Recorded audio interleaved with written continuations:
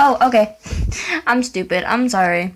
Okay, so, as you can see, Lance, you know. Well, it's another Voltron video, if you can tell by the name of what I saved it to. But, anywho, let's get into it.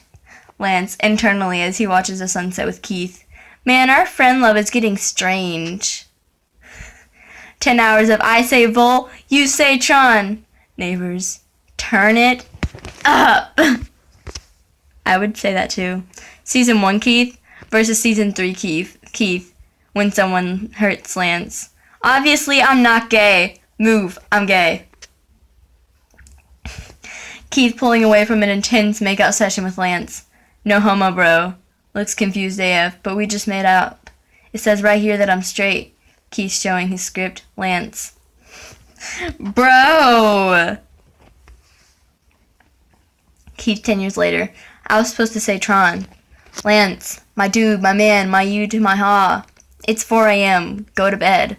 Keith. You don't understand. I was supposed to say Tron! You were, bro. Keith gives him the bonding moment. Lance. I don't want it. Sorry. Keith. Lance and I, Shiro, are getting married? Keith. No, Shiro pulling out a binder.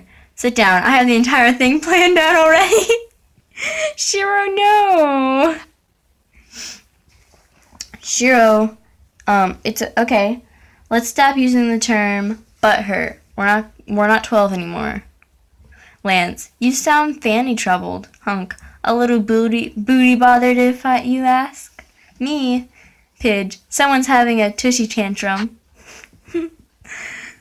My God.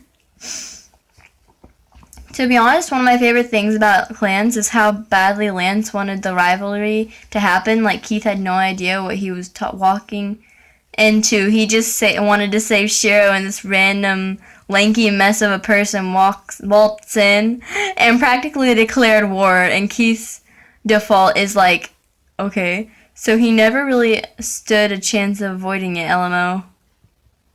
I'm in a competition right now. Wish me luck. Yeah, I see you, McLean. Thinking you're so slick. We see you, McLean. We see you. We see you. Oh, that's the end of that. Okay, well, that was by Voltron shitposts. But, this is by Shuigani. Rachel. Hey, Dad, I'm a lesbian. Veronica. Oh, no way, me too. Mr. McLean jokingly. Does anyone in this house actually like boys? Lance slowly raises his hand. And this is by Voltron Gaze. Lance and Keith are in the elevator together! Oh, really? Yes. What?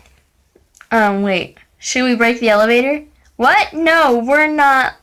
But I'm liking the idea. But we're absolutely not going to do that. Yeah, let's break the elevator. So are we going to do that, or... Guess Klance was a really canon in alternate reality. Just look at it. It was canon in a different reality. Did no one else notice this? It's like actually in the show. I don't remember where, but it was there. It was there. It was canon. Bro.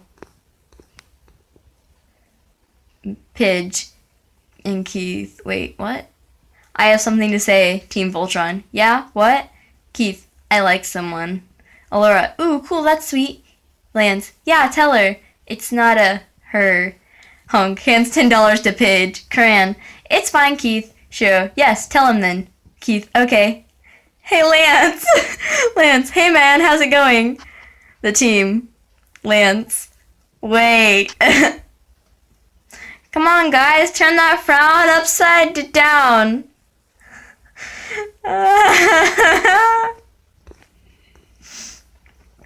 Keith squeezing a fist. 6 goddamn weeks. Hunk raising a brow. What are you talking about? Lance smirking. Oh, come on, it's not that serious, Keith. How long have you stood by and allowed me to water a fake fucking plant every single morning? by Klance XX. Lance McLean 17 made this. Zarkon, we have your child. Shiro, I don't have a child. Then who just asked for warm milk and made us cut the crust off their sandwich? Oh God, you have Lance. So Lance, I could see that happening. This one's by Hey There Anime Girl. Klance Headcanons, please. Lance sings all the time. Like, he'll actually sing songs, but he'll have a habit of making his own lyrics whenever he feels the need.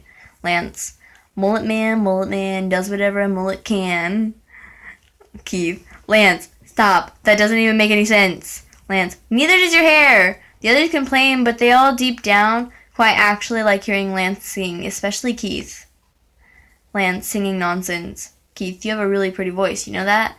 Lance, too flustered to speak for the rest of the day. Keith, typical.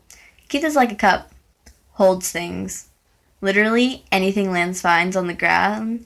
He could be a cool-looking rock or stick, or something he picks up strange on a planet he hands to Keith to carry. It all started because Keith offered to hold something for Lance once. Since Lance's pockets were already full, he has like 2 that are fully functional, and it never stopped. Lance, Keith, can you hold this, please? Keith, do I have a choice? Lance, I mean, you don't have to. Pulls out the puppy dog eyes and Keith is weak. Keith, fine. Who couldn't resist that? He doesn't mind that much, though, since seeing Lance's eyes light up whenever he hands him something he finds interesting is so worth it. Even at the end of the day, he's carrying around like 15 pounds worth of extra junk. But they're treasures to Lance, which makes them priceless to Keith. He did, however, make the mistake of offering Lance his utility belt for a particularly overzealous morning of collecting, and got the silent treatment the rest of the day, because no way in hell am I wearing something so hideous, and how dare you even suggest such a thing? Keith wanted to be offended, but imagining Lance in a glorified fanny pack, his words, not Keith, was too much to handle, so he let it drop. Lance's pants are not actually jeans, they're jeggings. They don't even have pockets! Lance, it's called comfort, Keith. Look it up. It's impractical! Coming from the guy in the yoga pants. Keith, these are Lululemon, you ignorant slut. Lance knows Morse code. He learned it as a child after seeing it in a movie, and he and his siblings used to use it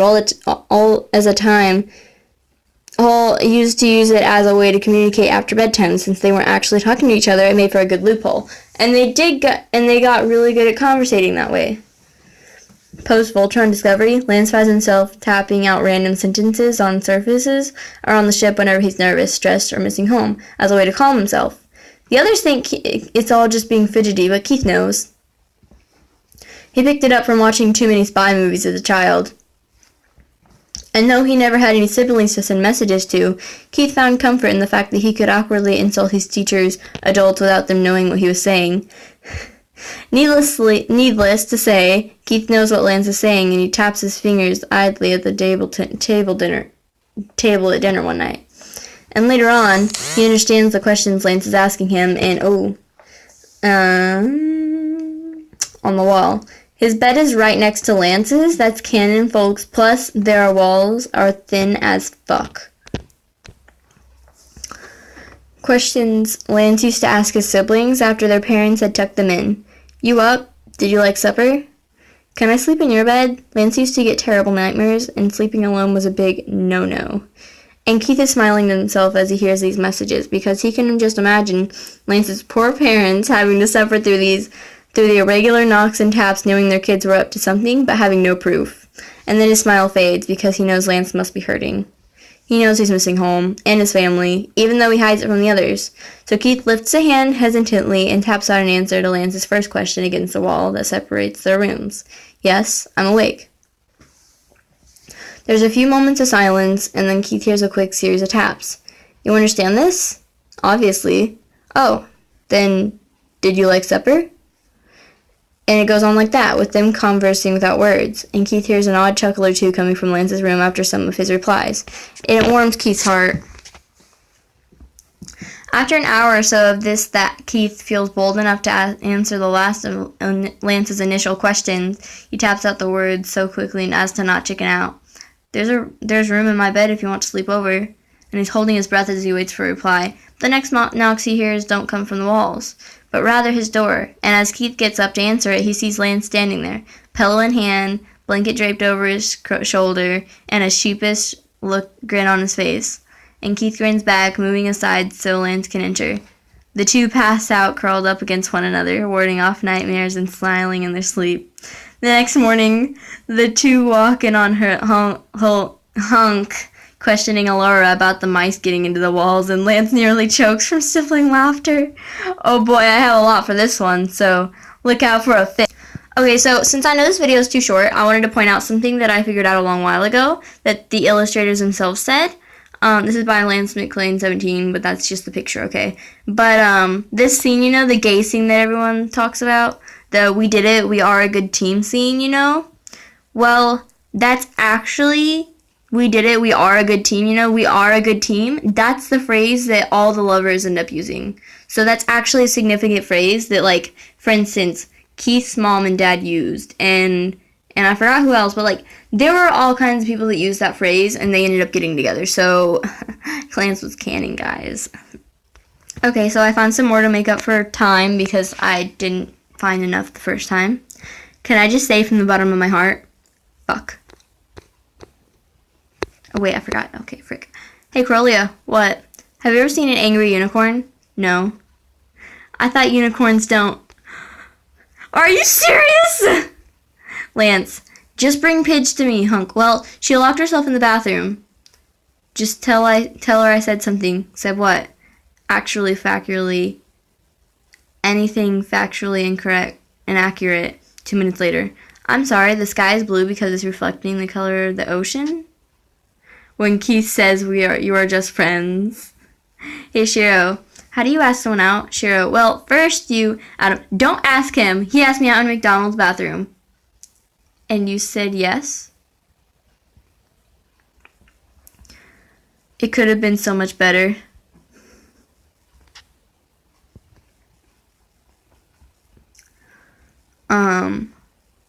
I was rewatching the pilot and I noticed on Keith's corkboard, he has a really fucking terrifying drawing.